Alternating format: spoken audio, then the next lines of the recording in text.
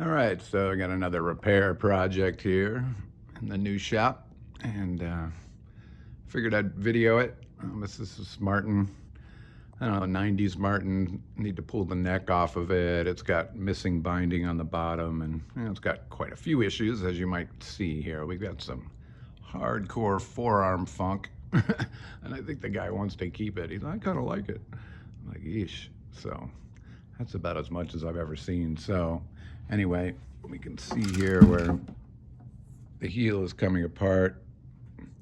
And this is a bolt-on neck, and you can see where somebody glued it. Um, so I don't know why they were doing that when they should have just tightened the bolt. Usually on these, if the bolt comes loose and the heel comes out and your string action starts going up, usually you can just get in there and tighten that bolt up and draw that heel back into the body nice and tight, and everything's cool. Sometimes they need to be taken off and actually have this backside of the heel dressed out a little bit so that you can draw it in a little closer to the body and increase the pitch of the neck. But you can see it's pretty bent right in here. So yeah, and you can see the missing binding. There's all kinds of things going on with this thing. It has been rode hard and put back wet, but he really likes it, so we're gonna fix it. So I took off usually you see a plate like this in these Martins up against the neck block, and it's double stick taped, as you can see on the back, and then there's a bolt behind there. So I usually just get in there with a little lighter fluid, naphtha, get it wet back behind there to get that tape to let go, and then you can usually pull that off with your fingernail or get a small little blade behind it and pop it off. And you'll have a bolt back in here. It's usually, I think, like a like a Phillips head screw machine bolt with a washer on it. But as you can see in here, there is no bolt. It was gone, so I don't know what's going on. I guess somebody had taken this off before and just got rid of the bolt. I don't know.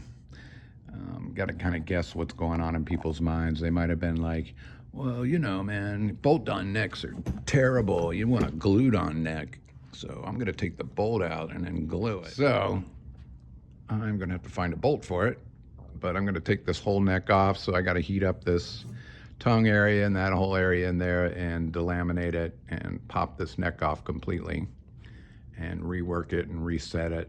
And then I'll put the binding on the back and do some other repairs on it. So anyway, that's the new project.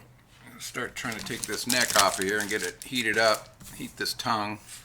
There is a little bit of a tenon under these, as I remember. Hopefully just heating it will loosen it up enough that we can get the neck off without it needing to put some steam down in there, but I might have to. But remember I showed you this thing's pretty loose and sticking out. But on these Martins and some other bolt-on styles, they glue the tongue down. So I'm just going to heat it with a heat gun. I kind of use this super awesome heat shield that I made out of, you can get some of this stuff from for insulating HVAC, pipes or,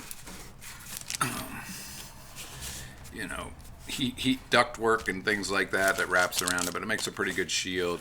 And then I just tape it with some regular masking tape right on the edge of whatever I'm doing. I've got a piece of this pretty big with a bridge cut out of it, and I put that over the top if I'm heating a bridge to get it off. And then I kind of do the same thing. I just use some masking tape and tape the edge because I use a heat gun. And so as long as you keep the air off of something, make sure the air is being deflected away from the part of the guitar you don't want to get hot, and it works pretty well, and it stays cool where you don't want it, where you don't want the heat. And I might every now and then put a little water and just kind of keep some moisture going on it, keeping the surface from getting too hot.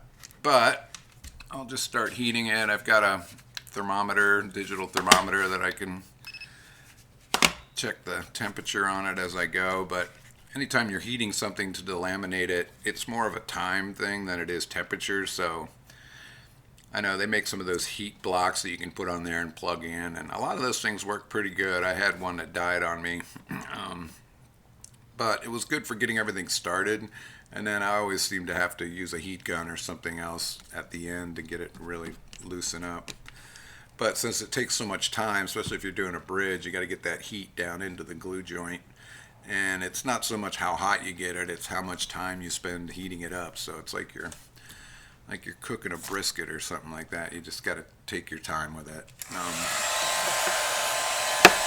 I just kind of start heat gun on medium, low, medium, and I'll just kind of sit here and it gets really boring. And I just slowly move it around and start heating up that tongue. And every now and then I'll stop and have a piece of leather or something like that. I'll cover it up and just let it cook a little bit and then undo it and kind of go at it again, because again it's time more than temperature. So when this thing, I start getting it up to like 180, 190, pretty consistent temperature, I'll start using my knife, and I'll probably at some point put this knife here and kind of get it heated as I'm going, and then start delaminating, getting under there, showing that process. So I'm just going to heat for now, which is pretty boring, so I'll cut the tape. So it's starting to get pretty hot. I just kind of put some leather on there. I just kind of let it cook, because like I said, it's about getting that heat down in there. It's easy to get the surface really hot. It's getting that heat down to the glue joint, and it just takes time. So it's kind of slow. I can put my knife up here and kind of start to get the tip of that kind of heated up if I want to try to work it under the tongue here pretty soon. Usually it's just a time thing more than anything, so just be patient with it. Keep this tape down so that my air doesn't get to the top. So yeah, I can kind of do that. Sometimes I'll just, like I said, I'll just cover it up, newspaper or some of this stuff or whatever, and just let it sit. That way if I'm measuring the temperature,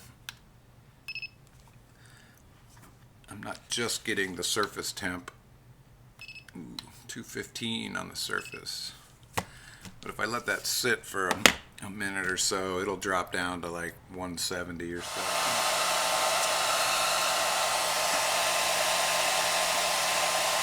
Heat the knife.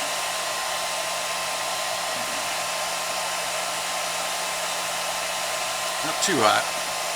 Just the end. It's another reason why it's good to have this stuff under it. Get your knife too hot and you put it down on a lacquer finish or something and you'll burn right into the lacquer. That's not good. It's really exciting. Probably been working at it 10 minutes or so, off and on. 3 or 4 minutes heating it, a minute or so just letting it sit.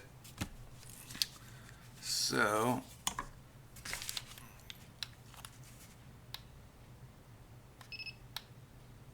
saying 212, which is on the surface, so it's starting to get pretty hot. Like if I let it sit for a while and let that heat get in there and then take a temperature again, and if it's pretty consistent up there at 180, see now it's gone down to 185 already just from letting it sit there. Easy to get the surface hot, and like I said, sometimes as I'm heating it I'll spritz some water over it just to kind of knock the surface temperature down. Especially working on rosewood, ebony, it really starts getting hot. You'll see oil start kind of bubbling up out of the grain.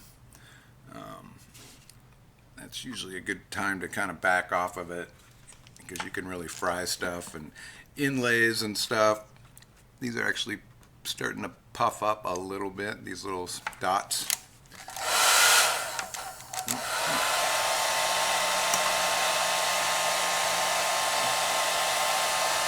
So you got plastic binding, things like that. You got to be careful.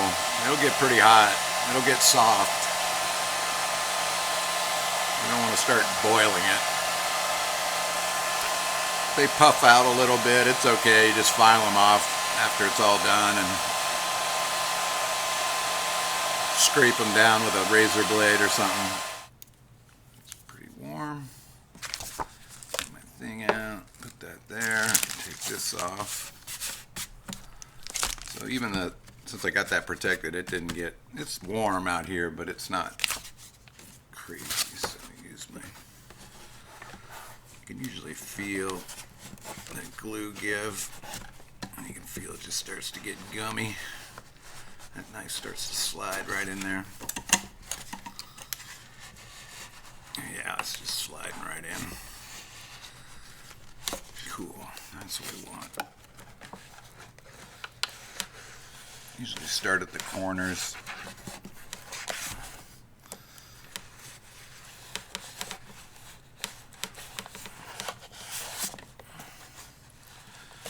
Work our way out to the heel.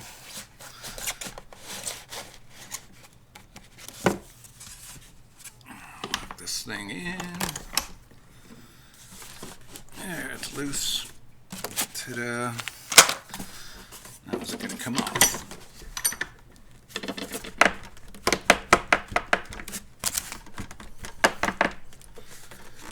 Oh, that damn lock is in there. That might have to push this off with my jig. Alright, finally I had to get my neck pulling jig in here. It's starting to come out. Trying to just lift the neck out of there, which it should do, and it's starting to come. I think whoever monkeyed with this thing and put God knows how much glue back in here in places it shouldn't be. Let's just kind of put pressure on the bottom of the heel and pushes the body down. Slowly working down there. Alright, we finally got this thing apart, but I was just going to show you what was going on and what happens on a lot of neck resets. So this jig I got, you've seen them, you could just make one yourself or buy them. It just puts pressure on the top of the guitar, while I got this bridge over here that I use with like a jerky clamp on the bottom of the heel, and that lifts the neck up out of the body. Because there is like a dovetail on this guitar. They don't really glue it too much. And it was super loose. Like at some point this thing got hit, or I would imagine that's why, which prompted why they tried to glue it and tried to fix it, and didn't quite really go at it itself, but the neck was really loose. So what you can do is I just put a couple quick grips or a couple clamps inside here, and that holds that onto the top. And then I take a jerky clamp and it goes on the bottom of the heel and here. And a lot of times I'll be using this like as I'm steaming the dovetail and stuff like that, and I'll kind of put some, when I get towards the end of steaming it, someday I'll do a full neck set thing and I'll video it. But this one, since it was so loose, I mean, it does have a dovetail and it's glued a little bit. Martin doesn't put very much glue in there at all, and it had come completely loose. As you saw, I could wiggle it around like crazy. But a lot of times on neck sets and resets, when you're pulling them off, it's kind of a bad sign when you delaminate the tongue and the neck is just wobbling around like crazy. It's super loose, obviously not glued in place, but you can't get the neck out. And I'll show you what happens when that is. Usually that's a bad sign, because what has happened is part of the dovetail, the tenon side, is broken off inside the mortise, and it's acting like a little key chuck and it won't let the tenon come out, and getting it to delaminate with steam and heat can be a real nightmare, because it's usually the part of the tenon that's glued really good, and that's why the wood broke instead of the glue joint. But so this is what I do on most of them. So, and then I mean, this is already off, but it's loose, and I just tighten this, and that pushes the body down while you're pushing on the bottom of the heel of the neck, and it pulls that out of there, and it lifts it out. And once it gets so loose, it usually just flops off, and then you know you're pretty loose. You can take this jig off, and everything just comes apart, and the neck lifts out, and you're done. So what happened on this one, and it was, after I delaminated the tongue, it was, loose as can be. So what little glue was down in this mortise and on this dovetail was already loose, except for one spot right up on the top of this side of the dovetail that had broken off and was still glued to the side of it, and it was just enough in here to lock that in so it didn't want to lift. And it was a pretty small piece, but it was just enough to just keep it from wanting to pull up and out. And that happens a lot. You'll see them, like, especially on like old K's and harmonies and stuff, when they're like a piece of poplar or something like that, or mahogany for sure. There'll be like a piece of the dovetail that'll break and crack out, maybe one little keyhole thing, like like a piece like this. It's like maybe that much that breaks off, and it stays glued here, and everything else is loose. And then you'll be steaming it and stuff, and the steam just goes down through the loose glue joint. That's no problem. And then it goes through the crack and around where it's glued on that little broken spot, and then out the bottom or out everywhere. And you're working and working, and you're steaming it, and it just, that one little piece just will not want to let go very easily. It takes some time to finally get that glue to break. So a lot of times when you're pulling a neck, it's better sign if it's nice and tight and it isn't wobbling all around when you delaminate the tongue. And I usually steam the neck before I delaminate the tongue for a while, just so you don't get steam coming out across the top and scarring the finish or anything like that. And you kind of let that heat help delaminate that tongue. Then I'll do the heat gun thing on the tongue after I think I've got, the dovetail pretty well heated and steamed, and then hopefully it all just kind of lifts out after I do that. Alright, so I'm going to tack on some of this loose binding. I thought I'd just show you really quick what I do there. And it depends. These Martins, the binding comes loose a lot. It shrinks and it pulls away from the waistlines, any of these interior curves. This one on this side isn't too bad. It's a little loose. Maybe I can just tack that back into place. If I heat it a little bit with a heat gun, it'll kind of expand, and I can some medium CA glue back there and just kind of hold it tight with my fingers for 15 seconds and lock it back into place. This side was a little more delaminated. It was still attached up here on this outer bout, but it took quite a bit of pressure to try to get it to like go into the waistline again. So instead of fighting it and trying to glue it really fast before it cools down and shrinks again, I just pulled it off from the top here all the way around, and that just loosens it up so I can just passively glue it back into place. And I'm going to have to patch a little bit at the end here that goes under the neck when I replace it, just to kind of make up for. The glue I'm going to use is, I'm just going to paint this up. And then once you get the binding off, it's good to kind of go in there and I clean that ledge off and everything, get all the old glue out with just like a card scraper in a corner, and just kind of start cleaning that up. And I can do the same with the binding on the back side. I can just kind of clean it and clean the old glue off of it. Just scrape it. It pretty much just falls off, flakes off of there. And you can use like a little piece of sandpaper or something back there just to kind of clean it, etch it, get it ready for the new glue. So I'm just going to passively put this right back on, or just hold it on with some tape and let it sit. This glue I use, I'm just going to rip off a bunch of pieces here and get them ready. I just use regular masking tape. I don't know. That's what seems to work the best. I've used that blue stuff and that Stumac binding tape.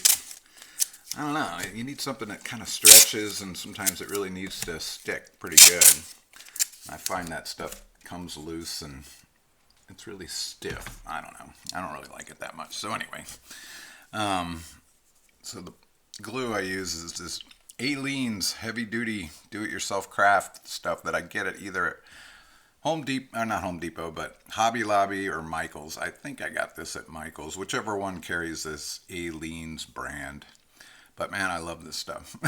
I wish I'd found it years ago, because it's thick, it dries perfectly clear, it's perfectly water based, so you can just wipe it as clean. I mean, you can make a mess on the guitar with it and wipe it all right off nice and clean. The other downside to it is it takes a little while to cure, about an hour or so for if you're clamping something, and then it's got like a 24-hour cure time. But I mean, that's good in some situations when you don't want things, when you need time to deal with stuff. But like I said, it cleans with water really easy, and it dries perfectly clear, and it's pretty darn strong. It's not like super glue strong, but it's pretty strong. And I will just paint it onto my ledge, make sure my binding is pretty good and clean, and it's ready to take this on there. Just use like I always do. Too much copy, man.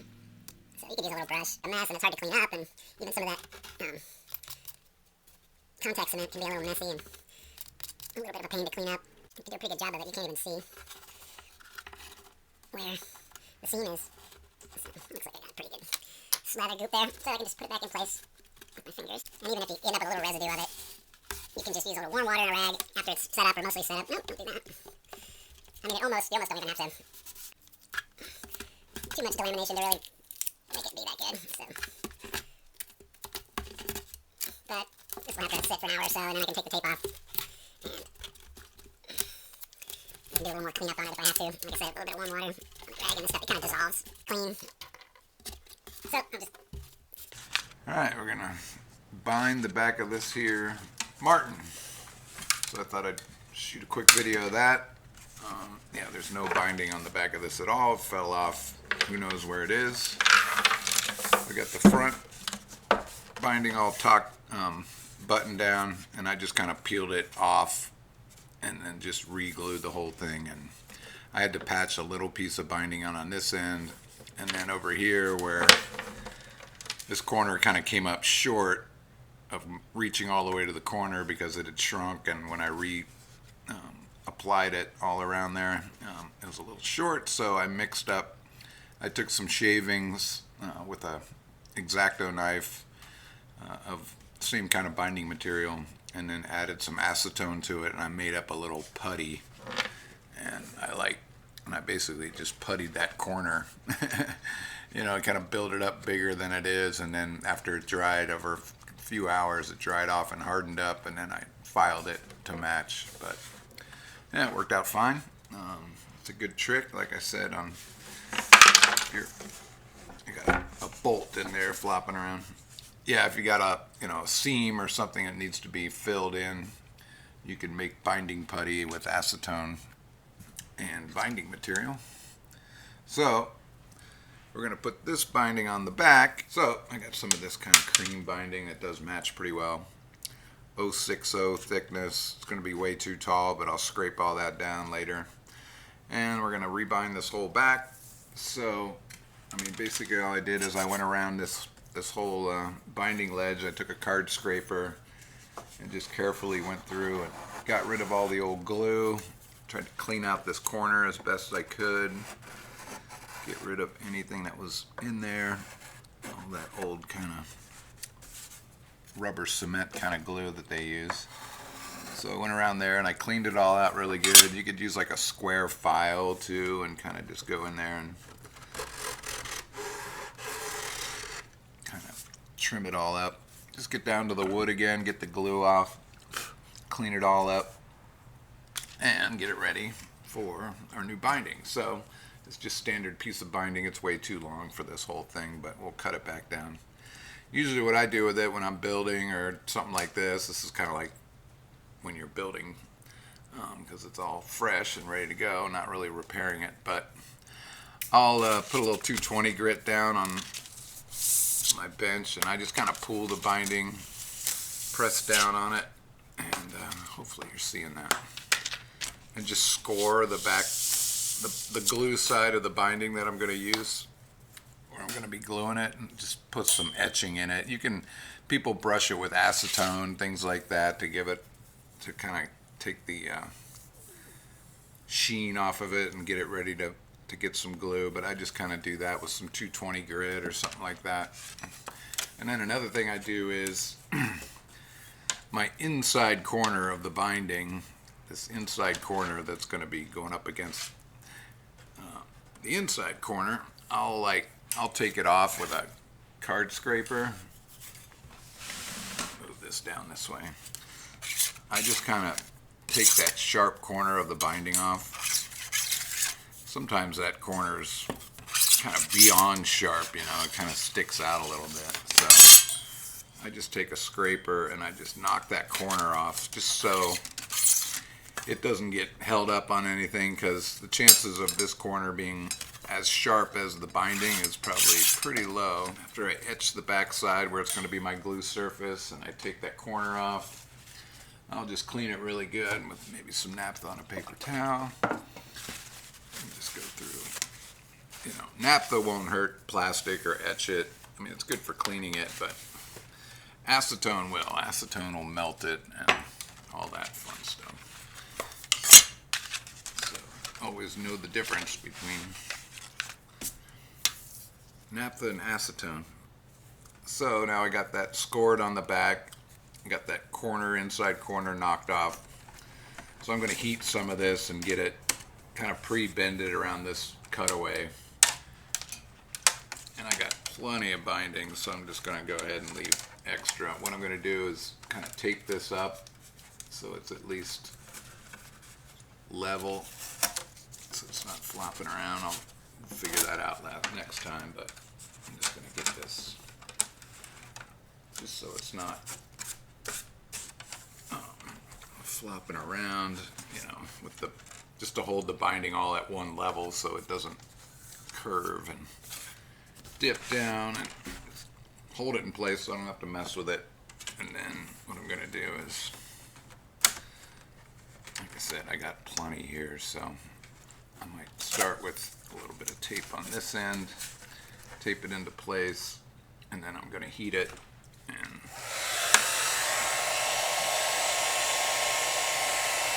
I might want a couple extra pieces of tape so I can tape it into place after I heat it. I'm just using regular masking tape. I swear it works the best after all that binding tape and stuff. So once it starts getting hot enough, it'll just, you can feel it just bend, and you can just push it into that cutaway area. Careful not to get it too hot. If I just push it, you can just see it slide right into that spot. Doesn't take much. And then what I can do is I can tape it into place just to hold it there, but that just gets it started. Doesn't have to be perfect because it's pretty flexible, but now I want to do this horn here.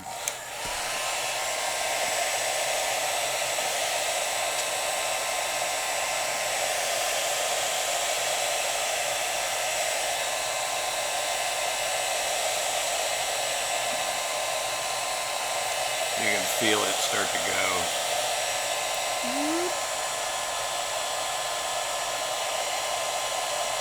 I want to get it too, you can kind of warp it and stuff if you get it too hot.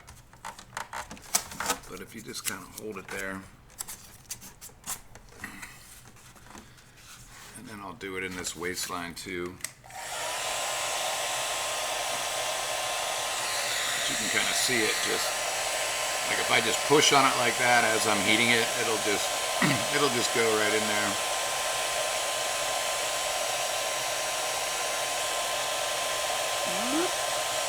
It's kind of cool.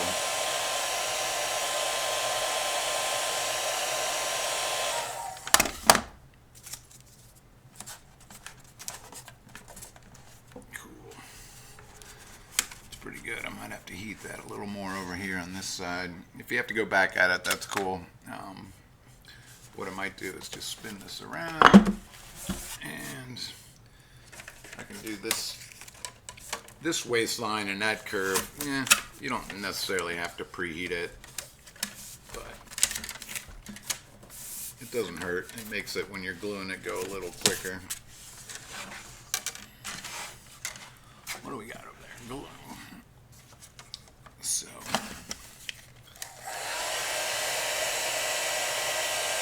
everything's going to be come together at this corner, and I'll just put one piece of binding over the end of another and call it good there. But at least I got it kind of just keep this block up tight so this thing doesn't move around too much. Yeah, I might go at this horn a little more.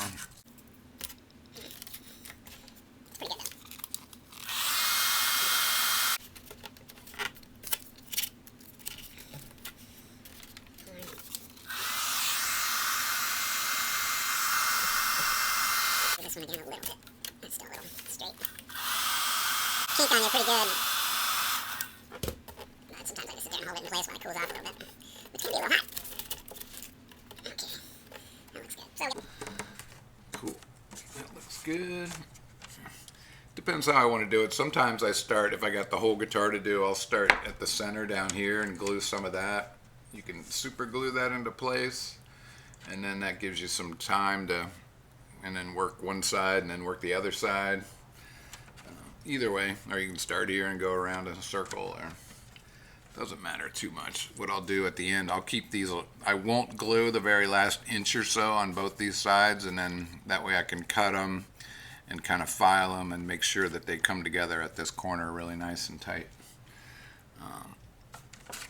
And you can even, you know, acetone that seam together and melt them together, and you won't even, if you do a nice job of that, you won't even see a seam where they come together. It'll look like one piece of binding. All right, so my binding's kind of pre-molded, and I will just start going and doing, I don't know, 10 inches at a time or whatever I feel like. like I said, this glue is great. I'm not going to go all the way to the corner. I could glue it all the way to the corner and then take a real sharp X-Acto knife and cut it, which is probably what I'll do. But let's go around, probably go to this waistline here for now. But this glue is, I mean, it's got a really long open time on it. It takes about an hour to get it to get it clean.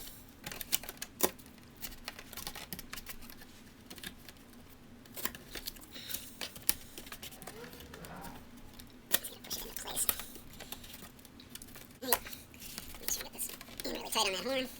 Looks good. Like I said, after about an hour or so, you just kind of keep gluing to this waistline and try to make some more. I can do it. Oh, that's a little easier just to glue the back of the binding itself. It's lined down really good. Hey, that's 2 pieces of tape. Too much tape. Just make sure you're getting that binding all the way at the bottom and you're not pulling it away from that bottom seam when you're taping it like this. Alright, loosen this up, give myself some slack. Pull this away again. I mean, it takes out happen with the glue, and then go back and clean all the squeeze out, and then just put the binding right back. Oop. So, easy to work with.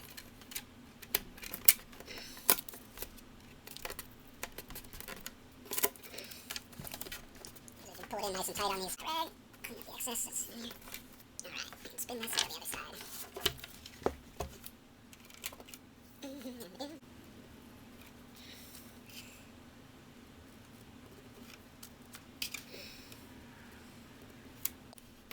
So once it's kind of got it started, you just kind of pull it into place a lot of times. Just to pull it tight into that groove before you tape it. Alright, let's go at the end of that. Get some more tape. Tape pieces. Ish. Zibbity-bitty. Lots of glue. Put it on there pretty thick, because, I mean, push it into place. Oop, don't have that either.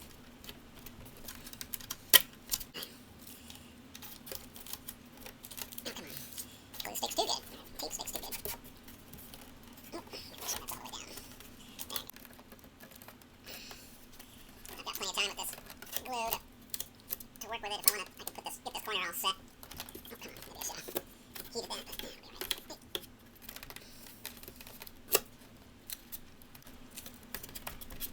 yeah, it'll be alright. glue goop that I'm getting everywhere. Comes right up. Cool. Over here. I could cut this corner and do it now, which I might do. So this time I'll just check all around and kind of push on it. Make sure I'm flush inside there. It's down to the bottom of that channel. And I don't see it moving in, and everything's nice and tight, which it looks like it is. And then if there's somewhere I can just pull the tape or redo it or whatever I gotta do with it.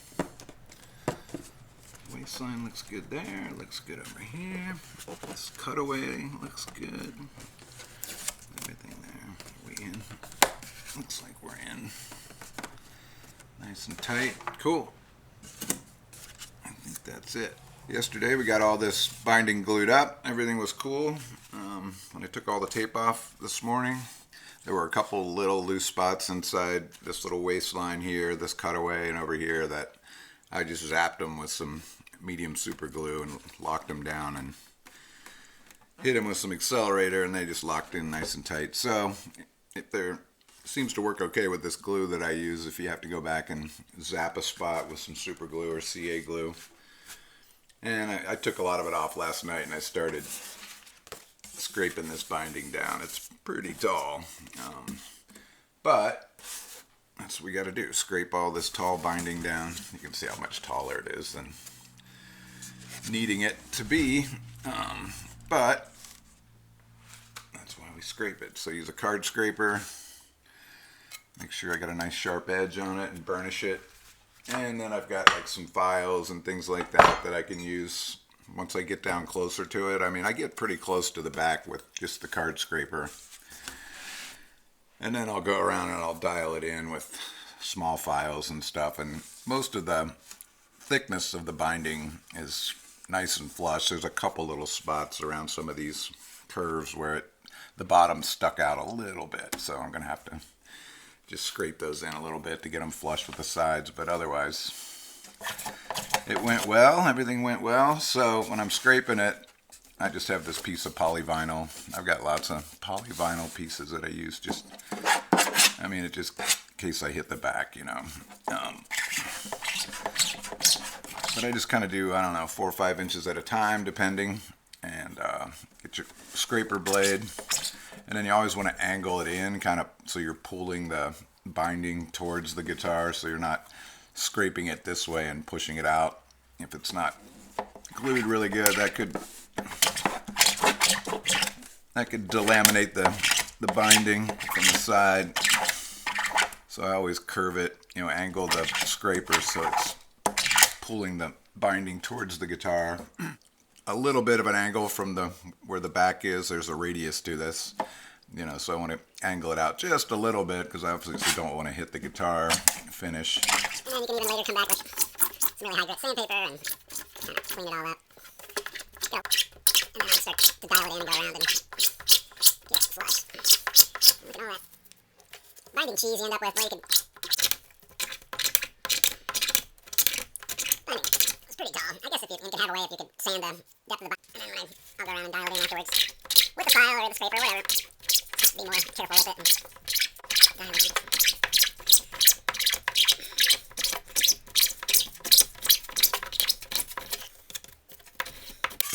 I did the corner here last night too.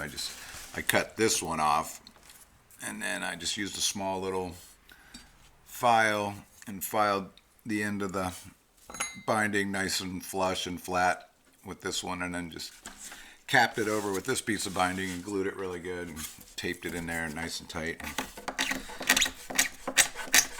Those corners like that are definitely, when you get to this, it's hard to scrape, so a lot of times on those you have to just file and try not to saw back and forth with the file.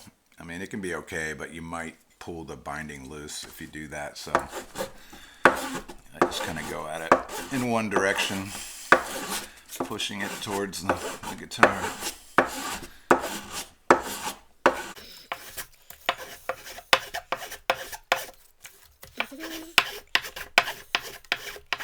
Yeah, it might be easier to use a file, but like on this horn too, it's kind of hard to scrape that, so I might use a file on that horn. a little more than the card scraper. Card scraper is good for these long, straight shots. Angle that in.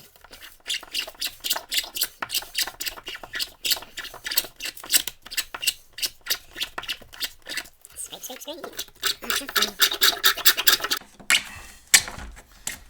Alright, might file this horn in a little bit. Get that done so I don't have to card scrape around it.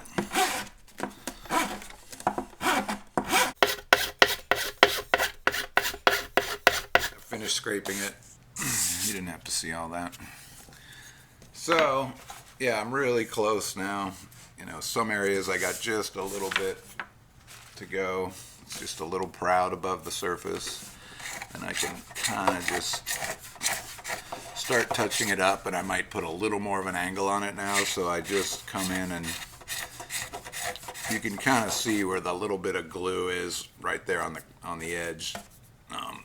It's still kind of on the guitar. I can, as soon as I hit that and take it off, it's like, okay, then I'll stop and just slowly get this flushed out. And then so then I can use files and stuff after that if I really want to, you know, if I want to dial it in.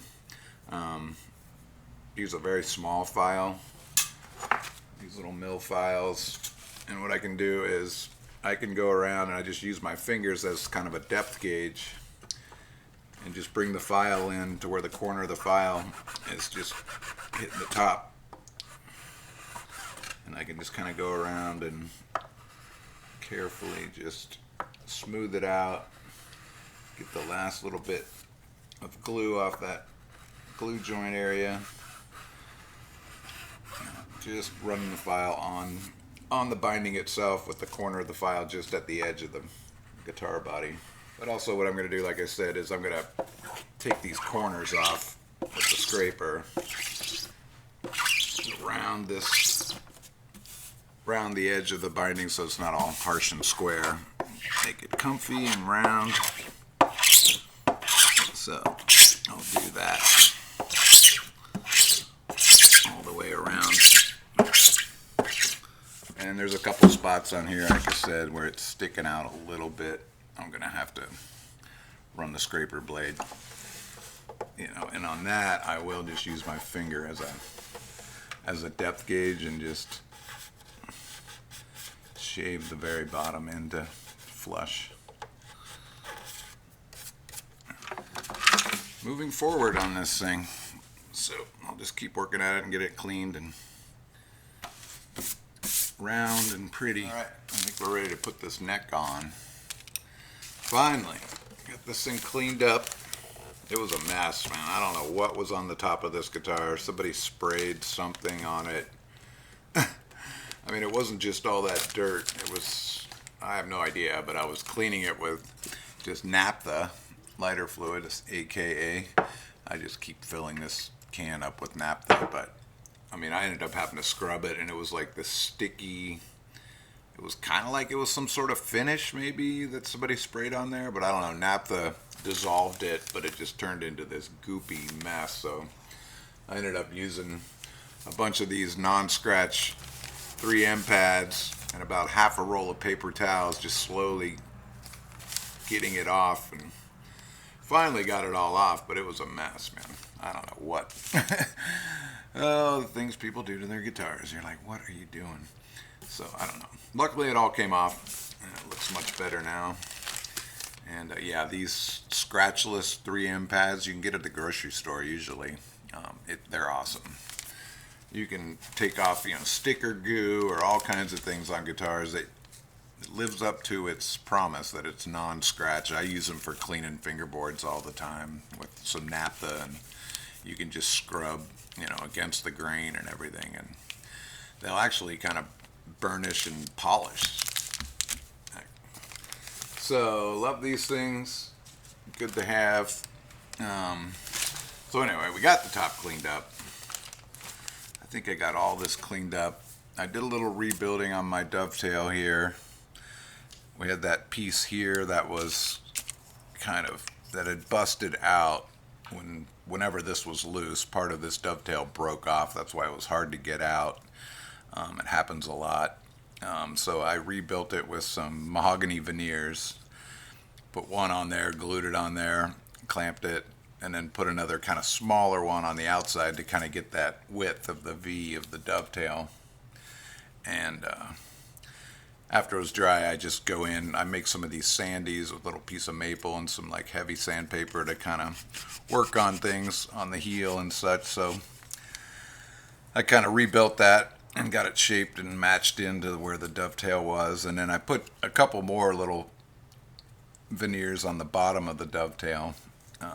That's usually what I do when I'm resetting. I mean, this neck has a bolt, so I mean, I want to get a nice mechanical fit of that dovetail, but it's not super crucial because this bolt's going to pull in that, draw in that heel nice and tight to the body when I get it done. So you really, on this guitar, don't even need to glue this. And Martin glues it a little bit, but for the most part, they just glue the tongue down, and then it's got the bolt, and that's all you need. Usually when you're doing a neck set, you know, on just a straight up, just dovetailed neck joint, you know, it's because it's folded up over time and your action's really high and the string action's really high and you need to pull it off and then reset it and, you know, re-pitch the neck to the body, because this whole area, even if it's not loose or anything, time, tension, the strings, it all kind of folds up over time, and you know, it just needs to be re-angled. So usually you have to take, you know, the back of this heel, you have to work that back some so that when it sits on the guitar, it actually sits, you know, with a pitch to it. This one didn't need it too much. So usually what you do when you're resetting a neck is you're taking a chisel, you're kind of going in here behind in the middle of all this, dishing it out. I dish it all out, you know, up to about 3/4, 2/3 of the heel, and deeper down here than up here, because you're going to just angle this whole thing back a little bit. You know, like if this is you're just going to angle this whole thing a bit, just a hair. Doesn't take much to really change the pitch, and you're not going to take anything off up here unless there's some sort of alignment issue where the neck isn't quite pointing to the bridge properly and you need to like tweak it one way or another. But you don't want to take anything up here. For one thing, you don't want this neck to go deeper into the body, because that messes up your compensation and your saddle placement for intonation. I mean, sometimes you have to do it a little bit, but you really don't want to push that neck into the body, because that's like taking the bridge and moving it this way. And usually guitars are a little sharp anyway, so that's not what you want to do. Plus, the alignment on a decent guitar is usually fine, so you want to leave this top part of the, you know, you clean it, get all the glue off and stuff, but you don't mess with it. You just mess with bringing this back slowly. So I dish this out up 3/4, 2/3 of the way, maybe a little deeper down in here, because I'm going to have to angle it more of that towards the bottom of the heel. And then I just go in with a little sandy that I make.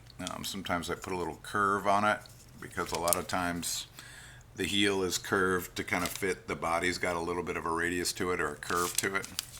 So then I just go in after that, and usually what I'll do is I'll take a little piece of tape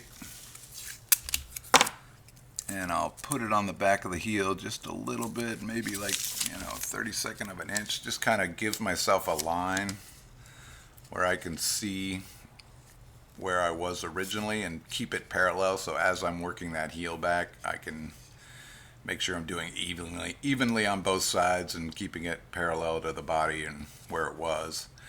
And I may not go back to that tape line. I may go halfway and test it, and halfway, and keep working it until I get the pitch where I want it and I get the fit where I want it. But it's just a nip and tuck, kind of keep working at it. And I take my sandy and I work one side and I work the other side down and slowly work that heel back. But what that does is that allows that dovetail to go deeper into the mortise and it gets loose. So usually, yeah, you have to like either shim the bottom of the dovetail. I do it on the dovetail itself. Some people will do it in the mortise end of things. Kind of doesn't really matter. I just find it a little easier to work on them. So I'll use a little mahogany veneer, glue it to both sides. Maybe it depends how loose it is. I might have to go up, 2/3, 3/4 of the way on both sides and make it too big to fit. So I make it too big so it won't fit, it'll go down almost all the way, but I can't get it all the way in because there's too much mass there. And then I use my same sandy and I just kind of work those shims down on both sides and slowly keep working it until it fits in nice and tight, and maybe the goal is to have it be like with your hand, almost get it all the way in, and then with like a clamp, a jerky clamp or something, be able to like get that last little bit so the tongue is down nice and tight on the top. And then you want to be able to try to pull the heel away from the body back here, and you don't want it to move. You want it to fit really tight, mechanically on the bottom of this joint. So the goal really is if you get this dovetail just right and shimmed and everything nice and tight, you should be able to put the neck on, clamp it into place, goes all the way down, and you should be able to string it up right there without any glue or anything. It shouldn't pull away from the body or anything like that. That's kind of the ultimate goal. So I just went around and I cleaned all the old glue off the tongue and all up in here, and this area where the heel hits the body, they do a little small route. Wait for me, a little fly. And so I put this binding on the back, and the heel did come down below that binding, so I had to go in there and chisel out a little bit of an indent on that binding. So I just used my X-Acto knife and a chisel and just kind of worked that out of there so that heel would go all the way in to the body. Otherwise it was sitting up on that binding, and that was keeping it from going all the way down and getting the right angle. Basically with a straight edge, usually what I go for is I want that, this is going to go in there a little bit, but if I'm going down straight across the tops of the frames, I'll draw it like that. I want that straight edge to be just above the wood on the bridge. Once this thing is up to tension and you got strings tuned on it, and you did this same kind of test, it would probably be touching the bridge, because guitars are always going to fold when they're under tension and pitched up to tune, tuned up to pitch. Some guitars fold more than others, but you always kind of got to realize that when it's strung and tuned up, everything's going to, so you kind of over pitch it a little bit to begin with, and then especially down the line, a month or two, it'll start to fold a little more again. So after the major surgery is done, so I got a clamp just to put the one down. I got a caul I got this piece of Lexan that I cove cut out. I got a couple of these that I use for when I do fret work or whatever, and it's just nice to clamp as a caul for a fingerboard. A couple of clamps up here to put on the tongue when we get that down. What else do I got? A little brush for the glue. Doobie-doo. Cool. So we'll do that. Again, not too much, just like real light. It doesn't take much. A little glue right on the top by where the hits the. Yeah, I know guys who are always like, "Oh man, you got to get like tons of squeeze out and glue everywhere," and it's like, keep it light, thinned it out, and if you gotta someday take it off again, it won't be too hard. Again, not too much on the dovetail, just a hair. The bolt's gonna hold it in mostly.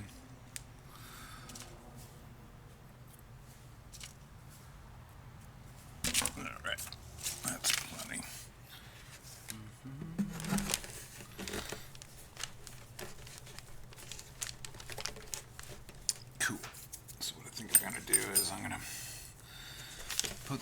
bolt in, if I can, with my hand, get it started.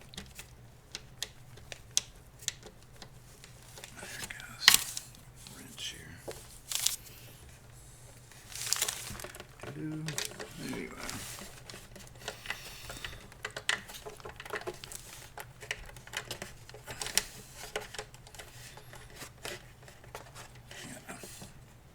Hex head bolt. That's fine. Alright, I'll retighten that. Man, this one little guy is running around him. Just make sure that's in nice and tight. Give it one last eyeball look-see. Angle looks good. It's going to be nice and straight. After we're all done, put this on here.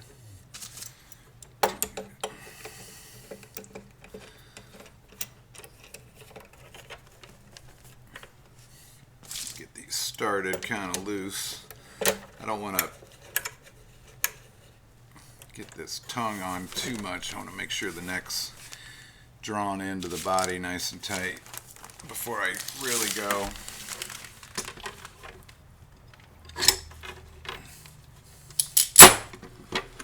So I kind of put these clamps right over where the dovetail is, one on one side. I just want to make sure that neck is all the way down in the joint, which it should be.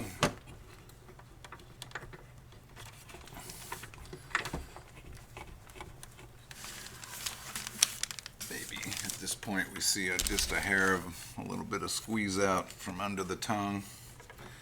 Not getting much, get a little bitty bit. I'll clamp this tongue down. I hope you're seeing this, it might be moving too far out. A couple of those. There's a little squeeze out.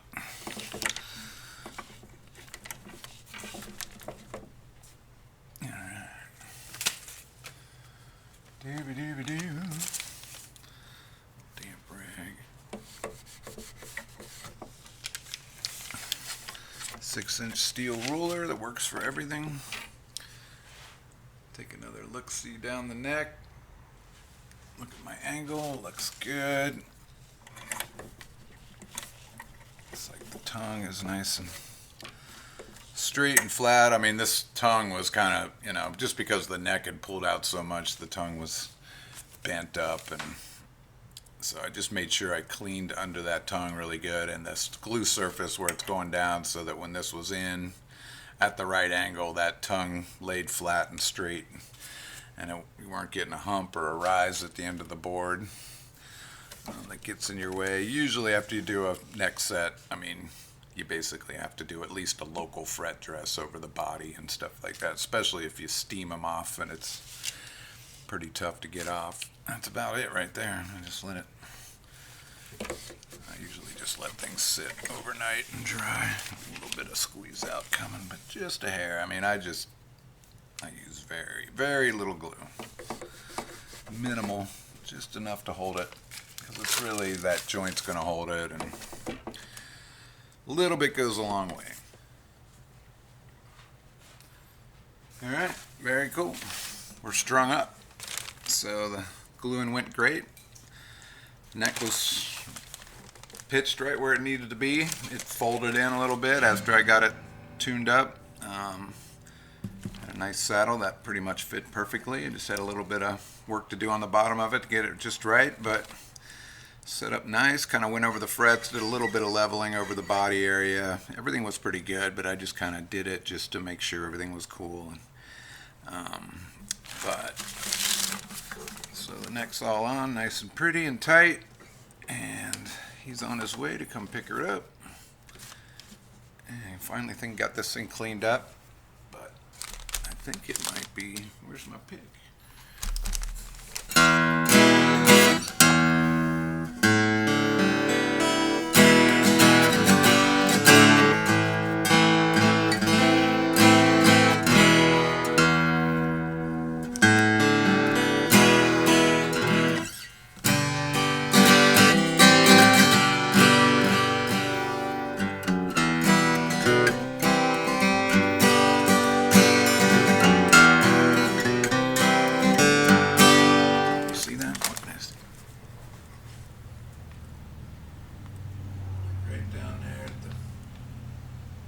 Frets pointing right at the top of the bridge.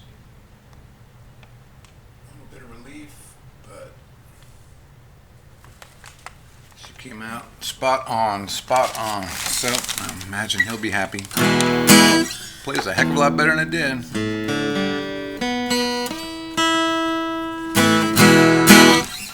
Cool. Mission accomplished. Thanks for watching.